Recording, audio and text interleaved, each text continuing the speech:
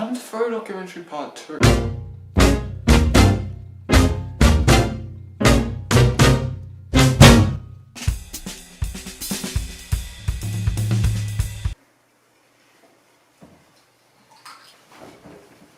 Ready? Go!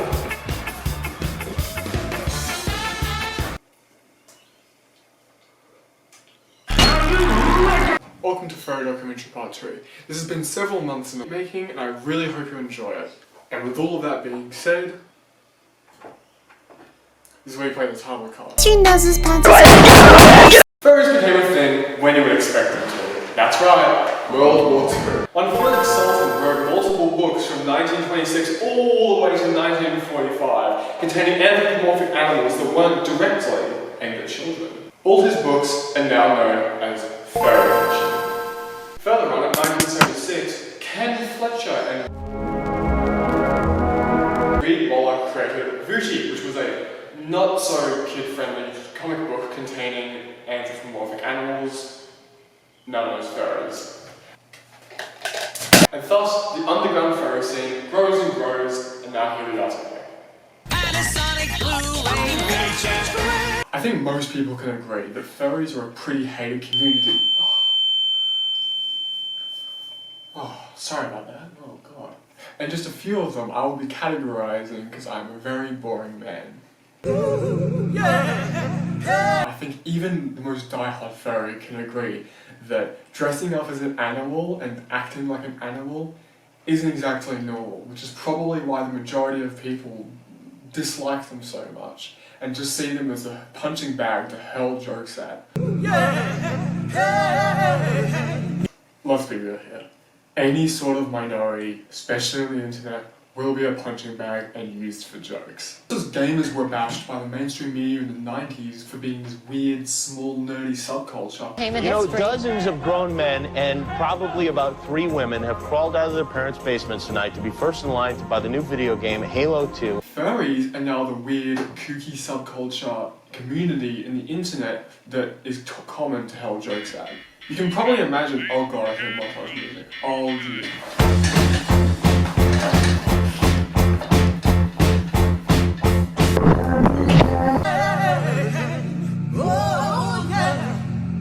And these are just 3 of the reasons why furries undergo such a large amount of hatred. Ever since I've started this, I've wanted to know what it's like to be a part of the community, and usually this would entail going to the furry convention, but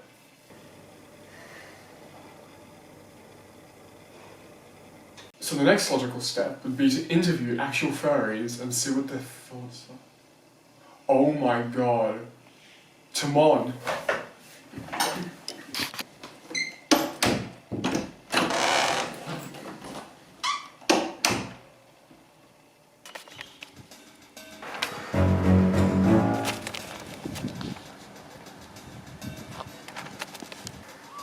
Timon!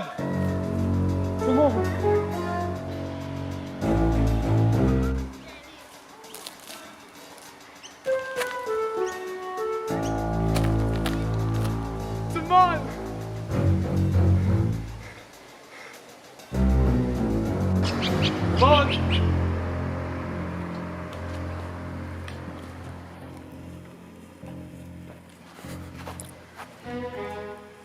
Come on! I miss him. I want some more. Oh my god. Come on! Get out, we have to film something. The tunnel.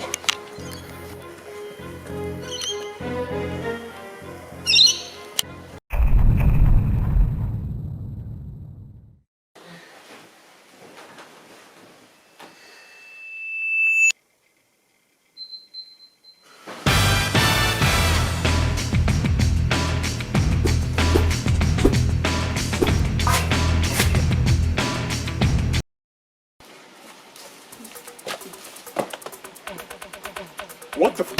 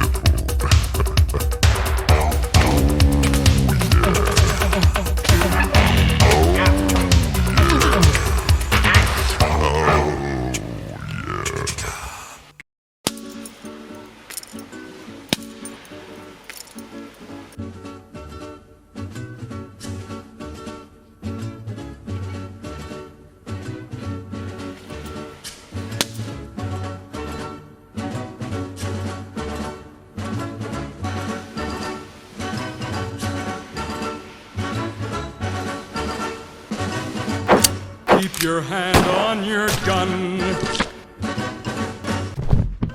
Would you do this, Joe? Why would you do this? I kind of liked it, but like, sure. Wait, come on, you're into that? Oh. Oh. Anyway, we're going to do interviews, come on. Okay. Sussy, bussy, claptrap, rodden, dumb. Okay, so what is your name and your fursona? My name is Thomas, and my persona is a albino dire wolf. Okay, that's sick. Hello. Hi, thanks for joining. So, what is your name and what is your fursona? Bob. Okay, cool.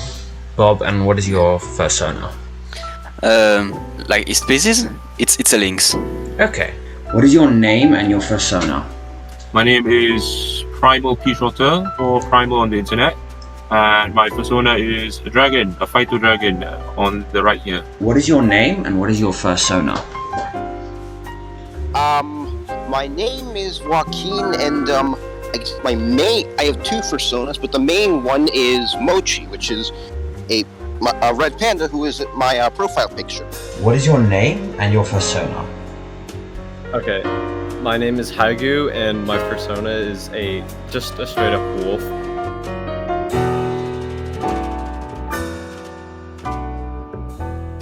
My persona's name is Goatson. He's an Arctic wolf / white goat hybrid who dresses in a tuxedo, bow ties, and golden spectacles. He also takes much pride in his horns.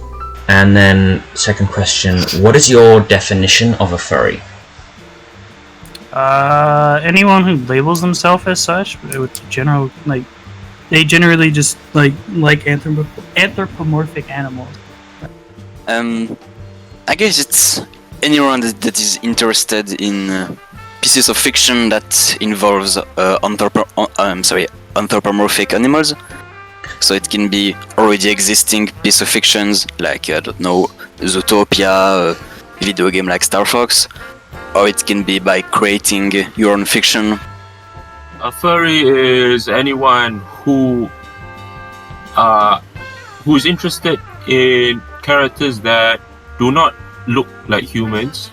However, there's a bit of a specification to that.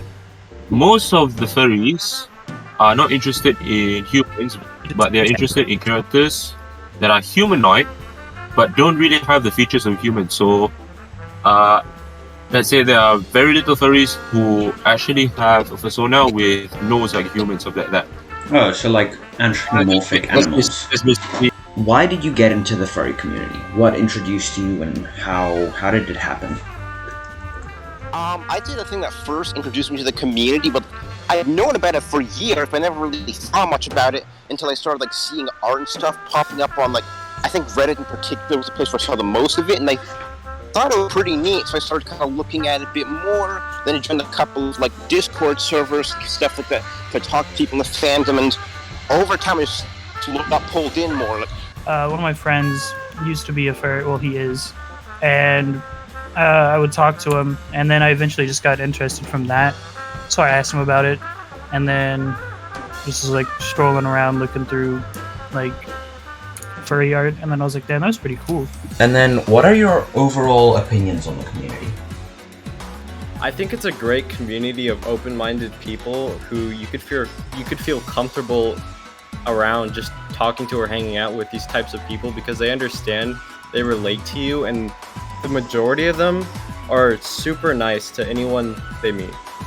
Overall, I love the wholesome part of the community. I will admit there's a certain adult side to the fandom, but of course that's not for me, and it never will be. Have you had any negative experiences from people outside of the community, such as friends, family, colleagues, anything like that? So far in real life, not at all. The thing about my country, which is Malaysia, not a lot of people really know what furries are. A lot of the animation here in Malaysia is, in a way, unintentionally furry. So you can say that furry is accepted in this country, even though they don't know what the definition is. The community do have a reputation, yeah. Overall, I made some good friends among those people, but it's extremely large, it's extremely diverse, and of course you have a lot of craziness, but I don't think you have as much craziness as a non-furry tend to imagine. Most of us are not into weird shit, basically.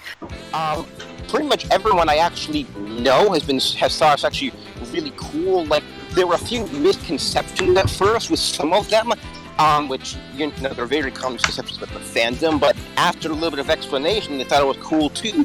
The only real negative experiences I've had have been mostly just random people on the internet because they want to just be like, oh yeah, that's cringe, that's bad, but you kind of just ignore them because they don't really matter. You just block them and move on. What is the strangest experience you've had within the community? Well, there is always pieces of art or drawing that that I prefer never having seen of my life, so if it counts, that's something weird. Okay, yeah. So, I'm in a furry Discord server, and I'm pretty active in it, and people will just randomly DM me, and they will sometimes get weird with it. I don't normally have weird experiences, but I will say that some of the art is what I considered weird, even cringeworthy. Yes, there is amazing art out there, but there is the edgy art and the weird art. There also is furries with strange fetishes. Very strange. Thank you so much for taking your time out of your day. Thank you so much for taking time out of your day. Thank you so much for joining. I appreciate your time. Thank you so much. I hope you have a great day. Thank you so much for your time. I feel like that's the end.